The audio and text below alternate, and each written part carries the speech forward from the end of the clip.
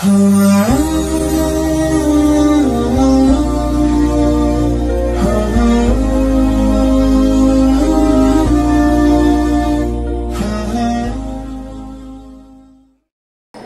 dari kemungkaran itu apa saja dhawabit atau rambu-rambunya. Jamaah sekalian yang dimuliakan Allah Subhanahu wa taala, jadi mengingkari kemungkaran itu sebenarnya kan termasuk syariat, bagian daripada syariat. Allah Subhanahu wa taala, Nabi Muhammad SAW memerintahkan kita ketika melihat kemungkaran untuk merubah atau untuk mencegah kemungkaran itu terjadi. Dalam sebuah hadis Nabi Muhammad SAW sabda, "Man ra'a minkum munkara falyughayyirhu biyadihi, fa illam yastati fa bi lisani, fa illam yastati fa bi qalbi, wa dzalika at'aful iman." Kalau kamu melihat kemungkaran, maka rubahlah dengan pertama dengan apa? Dengan tangan. Dengan tangan. Kalau tidak mampu dengan apa? Lisan, dengan ucapan. Kalau tidak mampu dengan lisan, dengan apa? Hati. Maksudnya dengan hati itu kita membenci kemungkaran itu, tapi tidak bisa merubah dengan tangan atau dengan lisan, nggak mampu. Dan merubah kemungkaran dengan hati itu termasuk tingkatan iman yang paling rendah. Nah, sekarang ngeten, saya akan nyampaikan di sini. Ini hal yang penting karena banyak yang belum paham juga ya. Memang mengingkari kemungkaran itu dianjurkan, bahkan bisa kita katakan fardu kifayah, wajib bagi sebagian orang. Tapi yang perlu dipahami, kemungkaran yang dimaksud dalam hadis itu kemungkaran seperti apa? Itu ada dua. Panjenengan ingat ya? Ada dua. Kemungkaran yang harus diingkari itu ada dua, Pak. Pertama adalah kemungkaran yang mujma' alaih, kemungkaran yang disepakati ulama itu perkara mungkar. Ulama tidak ada beda pendapat, ini perkara mungkar. Maka kita diberikan tanggung jawab, diperintahkan untuk mengingkari kemungkaran itu. Misalkan kemungkaran zina. Zina kan ulama sepakat itu haram, mungkar kan? Perjudian itu sepakat ulama itu haram. Gitu. Membunuh atau minum syurbul khamr, minum minuman keras, itu kan kemungkaran yang disepakati ulama. Kalau kita mendapatkan itulah kita kena perintah tadi untuk mengingkari kemungkaran. Misalkan di sini ada pesta mabuk-mabukan, kita mampu dengan tangan, silahkan diubah. Kita mampu dengan lisan, silahkan diubah, dicegah kemungkaran itu. Jangan sampai ada mabuk-mabukan di sini, karena itu termasuk perkara yang mungkar dengan kesepakatan ulama. Yang kemungkaran disepakati ulama. Lah, tapi ada sesuatu hal, perkara yang kemungkarannya itu tidak disepakati ulama, tapi diperdebatkan hukumnya. Ada yang mengatakan ini mungkar, ada yang mengatakan ini tidak mungkar, ada yang mengatakan ini boleh, ada yang mengatakan ini haram. Kalau sudah diperdebatkan ulama beda pendapat dalam hal itu, maka tidak boleh diingkari. Berarti ini tidak boleh diingkari. Contohnya ngeten, masalah apa lagi? Masalah cadar bagi perempuan, hukum cadar menutup muka. Menutup muka niku ulama beda pendapat, ada yang ada yang mewajibkan, ada yang menyunahkan. Ada yang mewajibkan, ada yang tidak.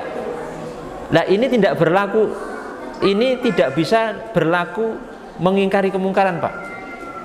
Misalnya ngeten, kita meyakini cadar itu wajib. Oh, nanti kalau ada perempuan yang tidak bercadar, kita ingkari itu.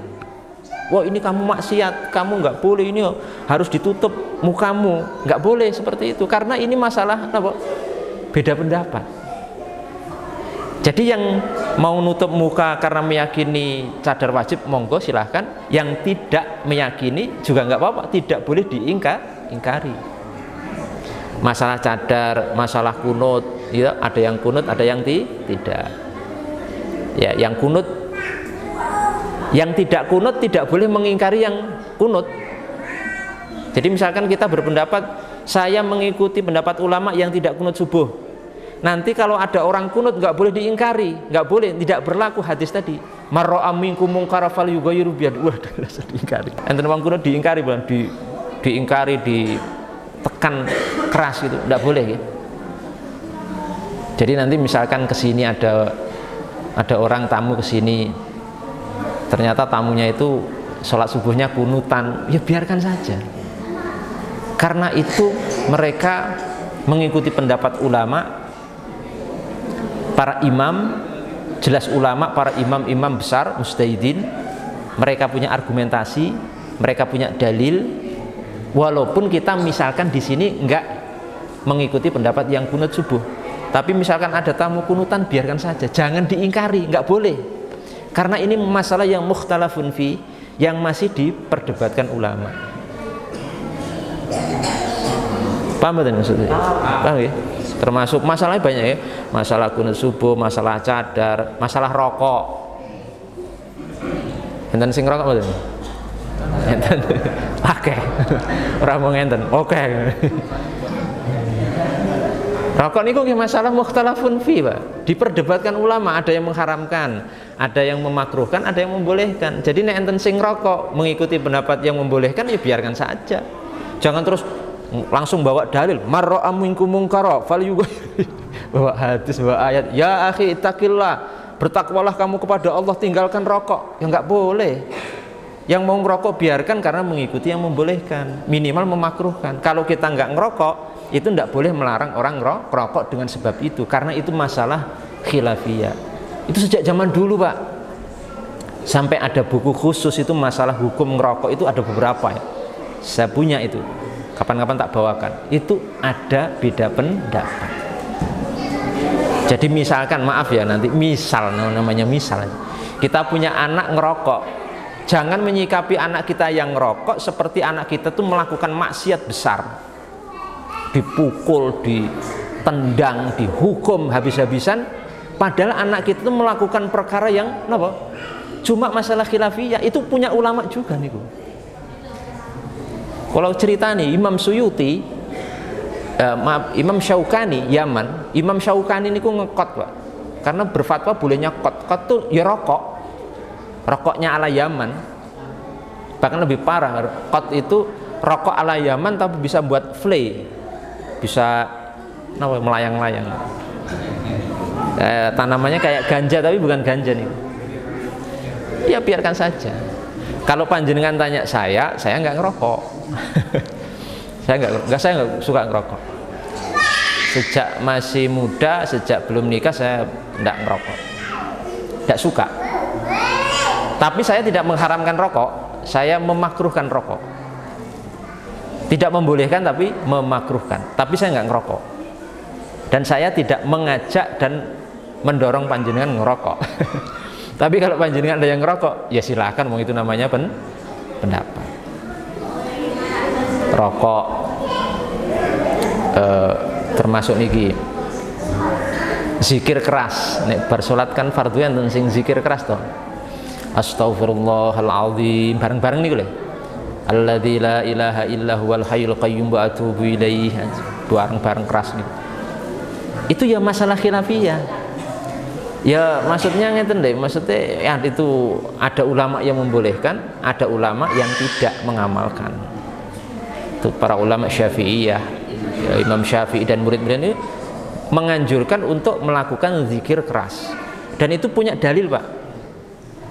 Dalilnya dalam hadis dalam Sahih Bukhari.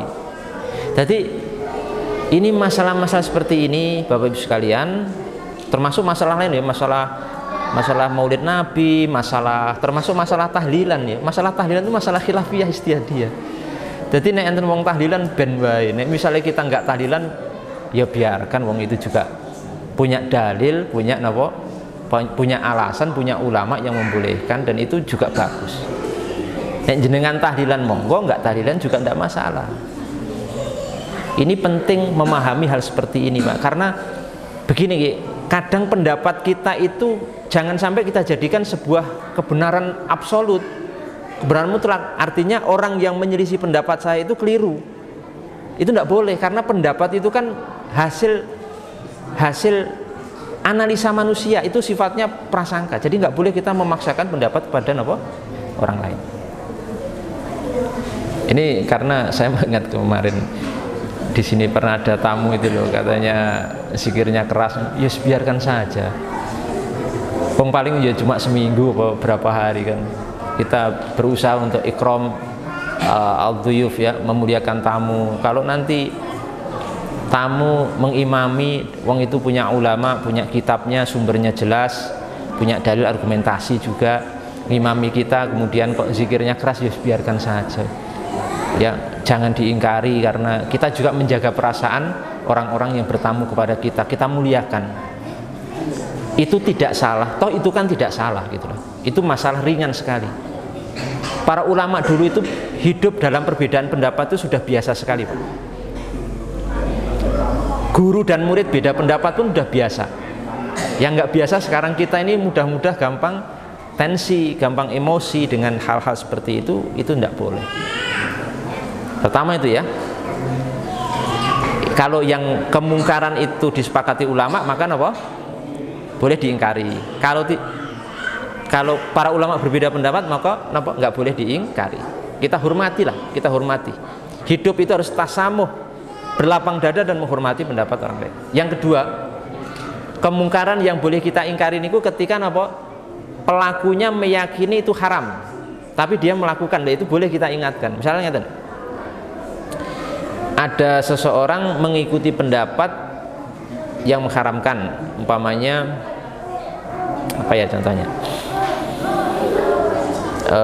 pendapat misalkan si fulan itu mengikuti pendapat, saya mengikuti pendapat ulama yang menyatakan rokok itu haram, terus dia ngerokok, lah ini boleh Pak diingkari. Loh mas bro mas bro sampean kok ngerokok, katanya sampean kan haram. Oh iya ya, lah itu boleh diingkari. Wong meyakini haram kok dilakukan gitu loh. Nah, itu boleh baru kita ingkari kalau memang pelakunya meyakini itu haram.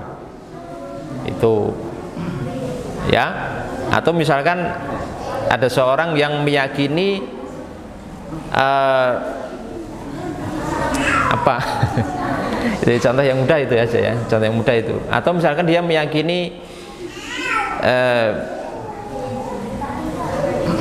apa? Yang lain banyak sebenarnya.